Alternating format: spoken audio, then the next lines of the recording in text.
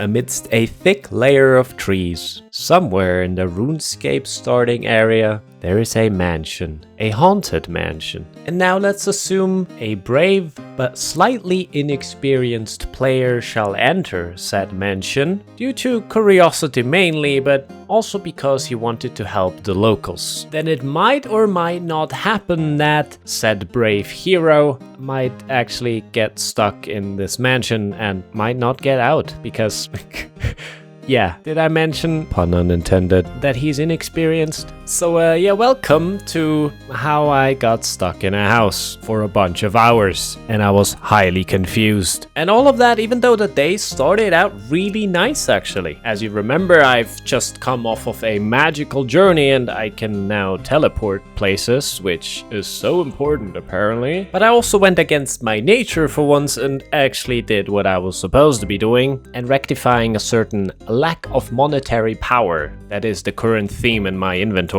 So after selling off a bunch of nonsense that I still had lying around due to my super exciting imp catcher storyline, and overall my bank still had a bunch of questionable ingredients, and pretty much decided to double down on the whole money making thing. After all, there is a certain cape business that definitely has been neglected a lot recently. We could draw lots of comparisons to certain family states that exist a lot around these places, but let's rather not. Let's collect all the berries instead. Because, well, you know the drill at this point. There's Aggie, there's dyes, there is onions, there is different dyes, there's a combination of dyes, and then there is different colored capes. Absolutely magical. Is what follows, because we're now selling them. And with a price of around 1,000 apiece, I think it is safe to say that if I obviously sell these, but who wouldn't buy a Betsibus original, my monetary issues of liquidity are one of the past. Oh yeah, and I also followed your guys' suggestion to buy an axe in the port with the good music. And wouldn't you know, there's also a Brian. Why the fuck do we put 2 Brians into the starting area and make a clue scroll about it? I'm almost 100% certain I would have never entered this house. Ever. Unless there's another reason to ever enter this house in the future. So yeah, we at least got that done. And I think I might be able to do the follow-up clue and find a certain Charlie in Varrock. Well, why not do that now? After all it takes now is a mere teleport, right? Dearest Charlie is in dire need of help, as he needs a cooked pike. Well, nothing simpler than that. At least I think. Actually, let me rather double check if I'm already able to do that. Yes I can. So obviously I visit my most favorite Spanish fishing gathering, and lots of fish later. We deliver the fish and trade it in for a casket. Intriguing stuff, and as per usual, was it worth my time? I don't know. I have some fire runes, some balancing runes, and an amulet of defense with a T. And the game tells me all of that is worth 3,000, so I think that's alright. All of that for one fish. I think I can't complain. My good old putting it back on and back off again technique of figuring out whether the stats are good does neither confirm nor deny anything. There's just a bunch of numbers changing, that's about it. Which is still also about my level of understanding of these amulets to this point. But my assumption, defense is never wrong, and accuracy is then the more offensive option, I'm assuming. But let's be honest, I can't really be bothered to figure that out. I have more pressing matters at hand. You see, the act of fishing wasn't entirely selfless, as there is a certain place I vow to return to once I, well, have regained a bunch of consumables again. As the legend has it, there is a reward at the end of this, and word on the street also is that you don't have to actually fight anything. You can kinda just run past everything, so, well, let's give it a try. I once again happily ignore this warning, but this time I actually know that it is dangerous down here due to unfortunate events in the past. But here in the now, we're taking things a bit more serious. So you can actually see me checking the amount of doors I would have to go through each path to pick the fastest one. Yeah, we're actually doing efficient gaming. I already feel disgusting. And after then once again answering a seemingly endless amount of tedious questions from doors, we make it to the center without fighting a single dude. I definitely have been playing this game wrong, because I have been playing this game which is wrong. Regardless, we are clicking on plenty of grain, and I have been deemed worthy, and I unlock the slab head emote, which I think there's no better way of describing my feelings right now. And given that the only rewards we've gotten out of this place so far are emotes, I'm really glad I came back here. But I'm sure this room will be better, right? Well, the questions I have to answer definitely are not. Opening a medical chest, and I unlock the idea emote. Amazing. Well, fine, let's give it another try then. The vibe definitely being way different, and the level of the opponents being slightly higher than mine, which somehow still doesn't stop me from just walking through the whole thing yet again. And all of my fish preparation, I really wonder why the hell did I even do that. On the bright side though, this room seems to have no further holes in the ground, so one might assume we are at the end. Can't wait for the emote we're getting this time. But it seems like this time I have a choice, and I can actually choose between a pair of boots. So, well, that's good, I think. Anything's better than another shitty emote. And it turns out they're actually the same, but they just look different. Crazy concept. And obviously I will take the colorful ones, but don't you worry guys, there's also there's also an emote we get. I would have been very upset otherwise, I'm sure. I then learned that these boots that I've just got are not only a upgrade to my physical appearance, they also give me slightly better stats, so there's that, I guess. Only thing left to do was then having a stern talking with Solstun, or whatever the fuck, I hate names in this game. He's the guy the lady upstairs is actually looking for. Only important part I think is that he can eventually repair a skull scepter that I might eventually find somewhere down the road, I'm guessing. Or maybe in here, I really don't know, as per usual. What I do know though is that he really is dead, so well, I guess I have to be the bearer of bad news. And despite the sad ending, we do part ways, and I happen to come out stronger, not only in an emotional sense, but also in a emote sense. So yeah, that was definitely time well spent, I'm sure. So what better way to lift my spirits up and use my new boots than do the Easter event and tell you about it in August. Or we just skip that because, well, let's be honest, it was just your average event, I think. He says as if he's been playing this game for years. And let's get over to Draenor instead, where I happen to come across a certain toy store. This not only results in me having a new cabbage cape, but also me beating up an imp with boxing gloves, which is surprisingly effective. There is no way this isn't better than the Easter event. But then, possibly my best find around here, I now have a drone, allowing me to do crazy camera shots that are in any other game usually not locked behind gameplay, which I find a very interesting approach. And from here on forth, I will gladly give up one inventory space to always have this with me. And after me then doing this somehow, I knew it was time to maybe stop messing around and let's finally do something productive. As there is real world dangers and real world people in need. Just they're made out of pixels. For example, dear Morgan here. He's pretty much the reason for everything that follows, as apparently there's an evil vampire that lives in the basement of a certain manor to the north, and someone should get rid of him once and for all. Well, I've been around for long enough now to know that someone means me, and that we press yes automatically without giving it a second thought of any forms of repercussions further down the road really. But first I gotta go to Varrock because I need a little bit of help. We gotta look for one Dr. Hollow, and we just have to mention his old friend Morgan. Well, simple enough, so well, let's get going. Or get porting, I guess, because, well, I can now do that. And a little bit further, we for once instantly find the guy we're looking for. And as is customary around here, he will only help us and his friend if we are giving him some more alcohol. Well, fair enough, to be honest. After getting my imp PTSD fixed, give the thirsty guy his beer. That results in us getting a steak, which he just so happened to have with him. To use that, we obviously need a hammer. And to finish the vampire thematic off perfectly, we of course should have garlic on us. To a certain degree, I could have done without this, help. But oh well.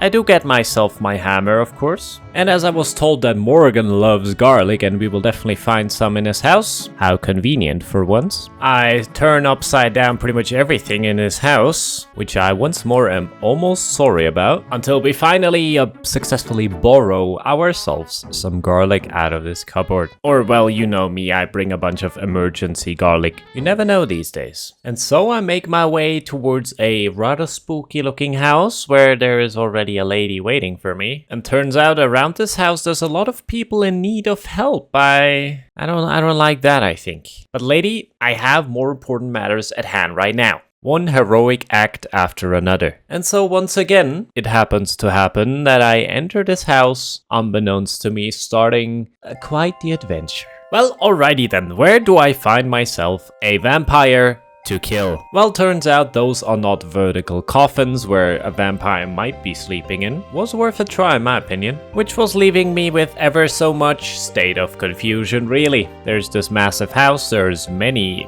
rooms, also a bunch of stairs which pretty sure leads to more rooms. And after like half-assing the scanning of the house, I decided, well, let's just run around. My confusion turned into a certain suspicion once I started to find certain items lying on the floor in a very obvious manner, pun unintended. But I now own myself a bottle of poison and, well, maybe we have to poison the vampire eventually, who knows. Also adding to the whole ghost house flair, the chairs are moving and either following you or running away from you. I haven't quite figured that out, to be honest. And maybe a stroke of luck or a certain gamer intuition, but I clicked on this staircase. So far nothing too crazy, but this room definitely, you know, there's a certain vampire vibe, isn't there? And a room with a random coffin can only mean one thing pretty much. And, well, there's a vampire and it attacks me instantly. And I'm not sure if it is because of my extensive training sessions, but there isn't really any contest here. Until the final blow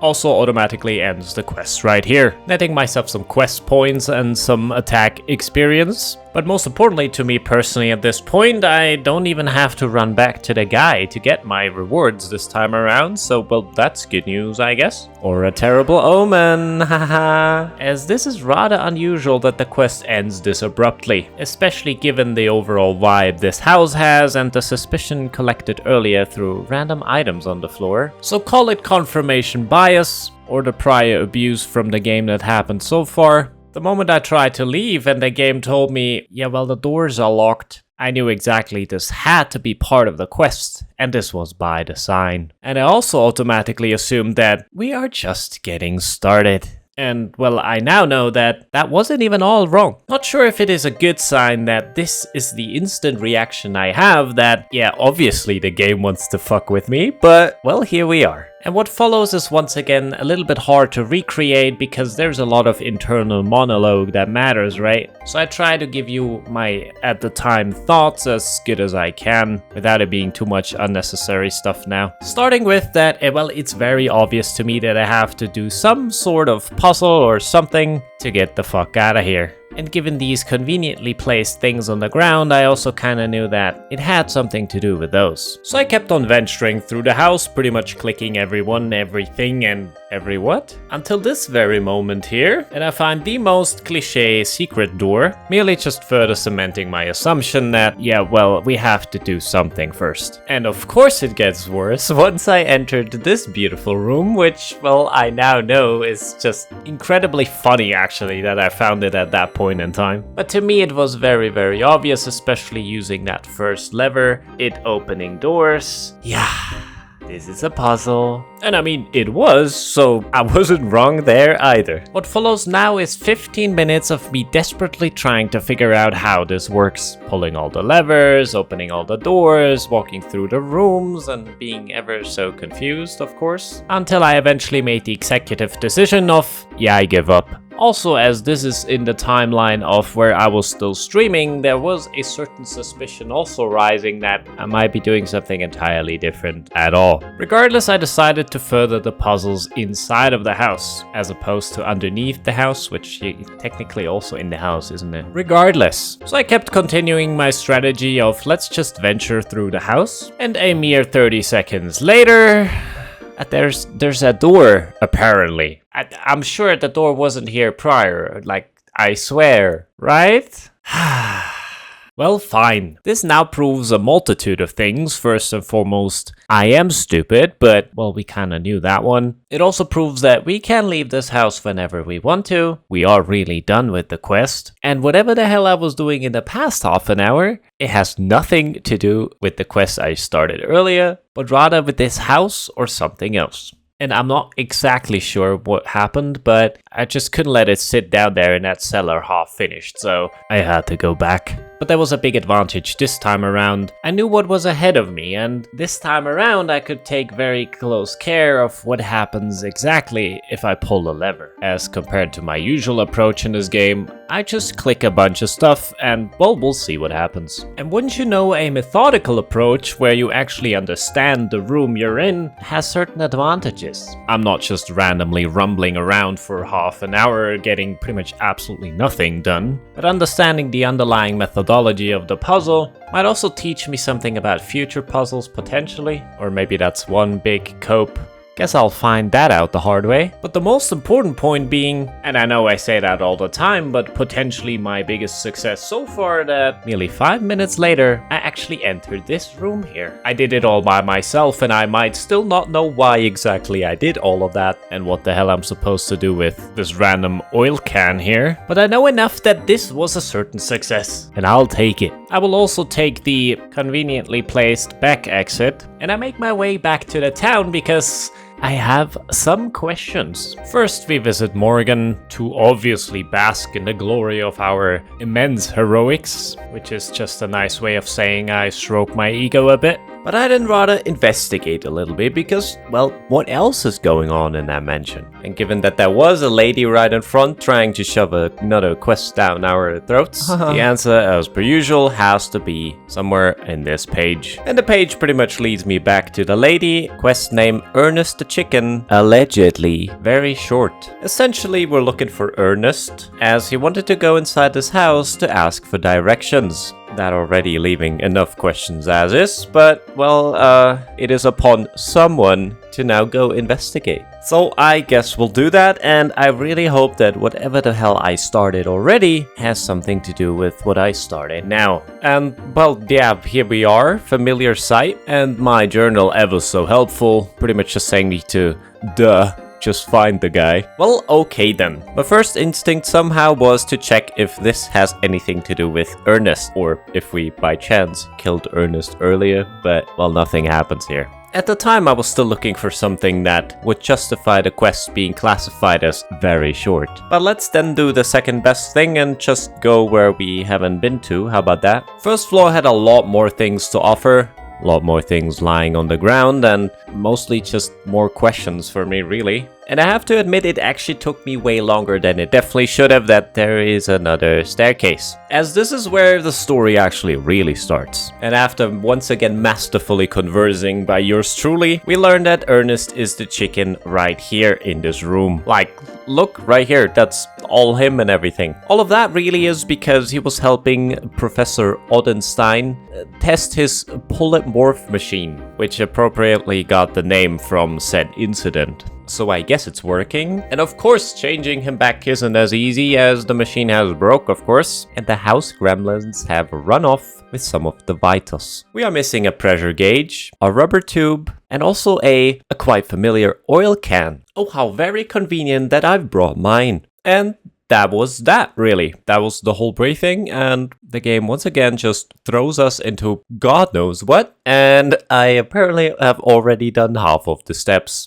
accidentally. Fascinating. But that pretty much puts me to a point where I don't quite know what to do. So I do what I always do in that situation and just aimlessly wander around the place. And I guess click pretty much, well, everything there is. I kill a ghost in the hopes of that doing something, but it doesn't even drop anything. Keep wandering through the halls, pretty much investigating almost everything there is, because, well, it's RuneScape, you never know. All of that kept on going for quite some time until I came across this locked door. Inside, we definitely have one of the quest items, but how do we get in? Also, quick tip, maybe oiling the door does not open it. I tried also some other items, but let's not talk about it. I kept on wandering until I found this room in the first floor, with a very obvious hint as these tubes, they must lead somewhere, right? Which then, even though it also took me another little bit, let's say, finally made me do the step outside. Something that could have and should have happened way earlier if I once again simply read the text properly, but me somehow having the approach of a kindergartner when it comes to very basic life skills in this game is nothing new, sadly. I then tried myself with grave robbing, which, well, members only, of course. Because it turns out my digging spot is actually this place here, and it rewards us with a key. I wonder where we have to use that one.